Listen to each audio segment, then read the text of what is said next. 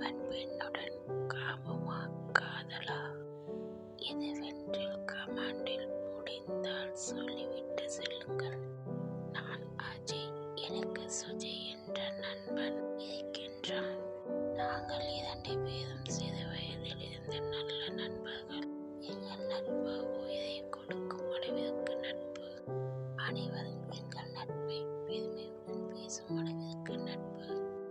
சுஜய்க்கு அப்பா கிடையாது. அவர்கள் மாமா தான் கிராமத்தில் இருந்து பணம் அனுப்புவார்கள். அதை வைத்துதான் அவர்கள் குடும்பம் ஓடியது. இப்போது நானும் சுஜயும் வெளிநாட்டில் வேலை செய்கின்றோம். சுஜய் பக்கத்து வீடு. நான் 5 வயதாக இருக்கும் பொழுது பக்கத்து வீட்டில் குடி வந்தவன். அன்றிலிருந்து இன்று வரைக்குமே நல்ல நண்பர்கள். நட்பு என்றால் இவர்களைப் போல் இருக்க வேண்டும் என்று அனைவரும் சொல்லும் அளவிற்கு நட்பு. அப்படிதான் நாங்கள் பள்ளி படிப்பு, கல்லூரி படிப்பு என்று சேர்ந்துதான் படித்தோம். அம்மா அப்பா மட்டும். அப்பா மெடிக்கல் ஷாப் வைத்துள்ளார்கள். எங்கள் வீட்டு பக்கத்து குடும்பம் ஒன்று வந்துள்ளது. அதில் பெண் ஒன்று அழகாக இருந்தாள். இளம் வயது என்றாலும் தேவதை போல் இருந்தாள். நானே சென்று அவர்களிடம் பேசினேன். அவள் பேர் காவியா. அவர்கள் அம்மாவிடம் ஏதாவது வேலை இருந்தால் சொல்லுங்கள் என்று சொன்னார்கள். பக்கத்து வீடு. அவர்கள் பின்பு தன்னை அறிமுகப்படுத்திக் கொண்டார்கள். தன் குடும்பத்தையும் அறிமுகப்படுத்தி வைத்தார்கள். காவியாவின் அப்பா காவல்துறையில் வேலை பார்க்கின்றார். அவருக்கு வேலை இங்கு மாற்றப்பட்டுள்ளது. அதனால்தான் பார்த்தார்கள் என்று சொன்னார்கள். காவியா கல்லூரி முடித்துவிட்டு திருமணம் கொடுப்பதற்காக மாப்பிள்ளை பார்த்து கொண்டிருக்கின்றார்கள் என்று சொல்லிக் கொண்டிருந்தார்கள். பின்பு குடும்பத்தை விசாரித்தார்கள். நானும் சரி என்று சொல்லிவிட்டு வந்துவிட்டேன். எனக்கு காவியா ஞாபகமாகவே இருந்தது. காவியா ஒரு தேவதை பெண்ணாக பிறந்து விட்டாள் என்று நினைத்துக் கொண்டிருந்தேன். காவியா எனக்கு கிடைத்தால் அதிர்ஷ்டம்.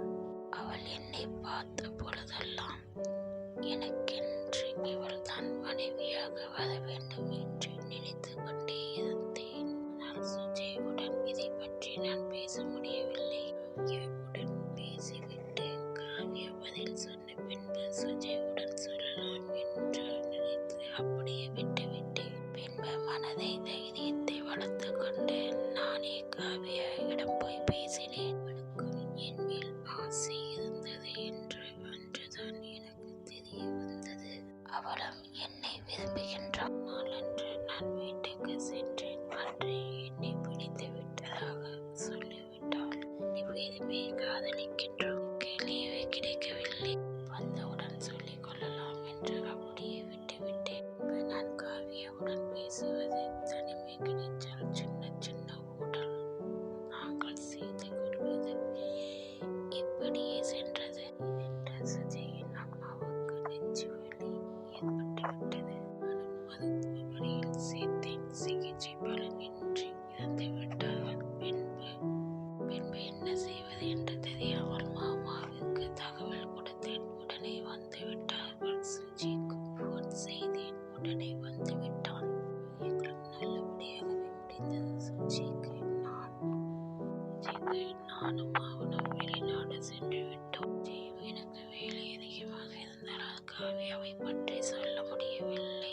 அது மட்டுமல்ல, இப்போதுதான் சுஜயின் அம்மா இறந்து விட்டார்கள். உடனே இதை பற்றி பேச வேண்டாம் என்று விட்டுவிட்டேன். திடீரென்று சுஜயின் மாமா லீவை கேட்டுவிட்டு சுஜயை அனுப்பி வைக்க சொன்னார்கள். நானும் அனுப்பி வைத்தேன். ஆனால் எனக்கு லீவை கிடைக்கவில்லை. திருமண ஏற்பாடு நடக்கின்றது என்று சொன்னவுடன் எனக்கும் சந்தோஷம். என்னையும் அழைத்தான். மாதங்கள் நான் இங்கே இருப்பேன், நீ வந்துவிடு என்று சொல்லிவிட்டான். விடுமுறை கேட்டுவிட்டு சுஜயின் வீடு திருமணத்துக்காக இங்கு வந்தேன். திருமண பெண்ணாக வந்தவள் காவியா. எனக்கும் சற்று அதிர்ந்து போனேன். நான் சுஜயை தனிப்பட்ட முறையில் கேட்ட பொழுது சுஜயின் மாமாவும் காவியா அப்பாவும் நண்பர்கள் அன்றே அனைத்தையும் பேசிவிட்டார்களாம். இருவருக்கும் திருமணம் செய்து வைக்க வேண்டும் என்று முடிவெடுத்து விட்டார்கள். சொன்னார்கள். ஒன்றும் சொல்ல முடியவில்லை.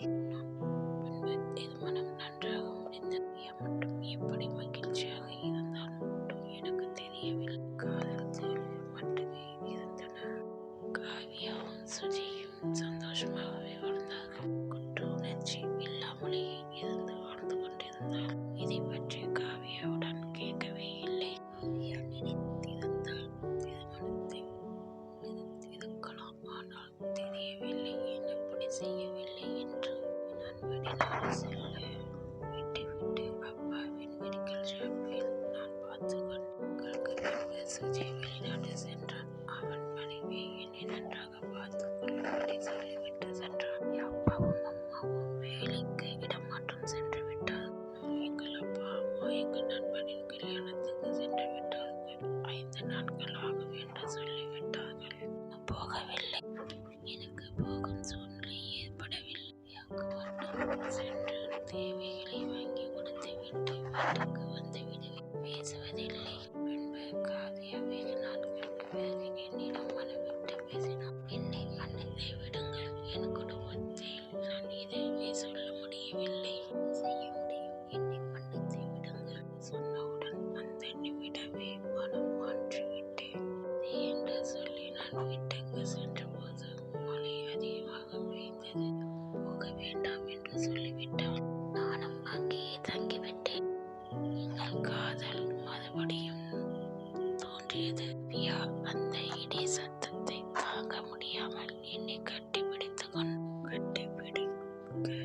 காவியாவின் சூட்டை கொடுக்க கொண்டிருந்தேன். சூட்டோட சூடாக ஆனதும் புத்தங்களை அனைத்தும் இடங்களிலும் கொடுத்து கொண்டிருந்தேன். உடனடுக்கம் ஏற்பட்டது. காவியாவுக்கு உடலில் உள்ள துணிகளை நானே அகற்றினேன். முழு துணியும் அகற்றி பின்பு அனைத்து இடங்களும் அவ்வளவு அழகாக இருந்தது. சிவந்த உடம்பு. அவளை படுக்க வைத்து முத்தங்களை கொடுத்தேன். முத்தம் கொடுத்தவுடன் அவள் உள்ளு துடிப்பது போல் துடித்தாள். உடம்பில் துணியை காவியாவை அகற்றினாள். பிடித்து கொண்டு உச்சியில் இருந்து முத்தங்களை கொடுத்தேன். சாப்பிட வேண்டுமோ? அங்கு அவளை நான் முழுமையாக சாப்பிட்டு விட்டேன். அவள் மேல் படுத்து என் உச்சகட்டத்தை காட்டிய பொழுது காவியா வேகம் வேண்டும் என்று சொன்னாள். என் வேகத்தை அதிகப்படுத்தினேன். காவியா வலி என்று சொன்னால் இன்னும் கொஞ்சம் நேரம் அனைத்து முடிந்துவிடும், நேரம் இன்பம் வந்துவிடும் என்று சொன்னவுடன் வேகத்தை அதிகப்படுத்தி உச்சத்தை வெளிவிட்டேன். பின்பு எனக்கு உடல் சோர்வு ஏற்பட்டது. மறுபடியும் காவியா என்னை விடவில்லை. இன்னும் வேகம், இன்னும் வேண்டும் அந்த சுகம் என்று சொன்னான். சுகம் கேட்டவுடன் நான் மறுபடியும் அவள் மேல் படுத்துக் கொண்டு அவளுக்கு சுகத்தை கொடுத்தேன். வேகம் அதிகப்படுத்தினேன். இப்போது வலி இல்லை என்று சொல்லிவிட்டால் அவளை சுகத்தில் கொண்டு போய் முத்தமிட்டு இச்சையை வெளியிட்டேன். இன்னும் வேகம் அதிகப்படுத்தி இன்னும் இச்சையை வெளியிட்டு அனைத்தும் முடிந்துவிட்டது. நிம்மதி கட்டி பிடித்து படுத்திருந்தோம். காலையில் அனைத்தையும் முடித்துவிட்டு வீட்டுக்கு வந்துவிட்டு நாங்கள் எப்படி சந்தோஷமாக சென்றது என்று சுஜியோடு வீட்டுக்கு வந்துவிட்டோம். நாங்கள் சந்தோஷமாக இருப்பதை பார்த்து விட்டான். ஒன்றும் சொல்ல முடியவில்லை. பின்பு சுஜி, உனக்கு முன்பே எனக்கு காவியாவை காதலித்தேன். சொல்ல நேரம் கிடைக்கவில்லை. என்னை மன்னித்து விடு என்று கேட்டேன். பார்த்துவிட்டு சுஜி காவியாவை பார்த்துவிட்டு எனக்கு இதை பற்றி முன்பே சொல்லியிருக்கலாமே, ஏன் எனக்கு நீ துரோகம் செய்தாய் என்று சொல்லிவிட்டான். பின்பு கோபத்தோடு நான் இனிமே உன் வாழ்க்கையில் வர மாட்டேன் என்று சொல்லிவிட்டு உடனே வெளிநாடு சென்று விட்டான். நிலைமையை கண்டு நான் திருமணம் செய்து கொண்டு இந்த சூழ்நிலை என்னால் தான் ஏற்பட்டது. திருமணம் செய்து கொண்டேன். ஆனால் என் நண்பனுக்கு நான் துரோகம் செய்து விட்டேன் என்று வரை எனக்கு குற்ற உணர்ச்சி நீடிக்கின்றது. மட்டும் இருந்திருக்கலாம். ஆனால் நான் காமத்தை கொண்டு வந்ததுதான் தவறாகிவிட்டது என்று யாருமே இல்லை. நான் துரோகம் செய்து விட்டேன். எனக்கும் காவியாவுக்கும் 2 பிள்ளைகள். நான் சந்தோஷமாக இப்போது வாழ்வதில் நன்றியோடு என்று வரை நான் வாழ்ந்து கொண்டிருக்கின்றேன். நண்பனை அப்படியே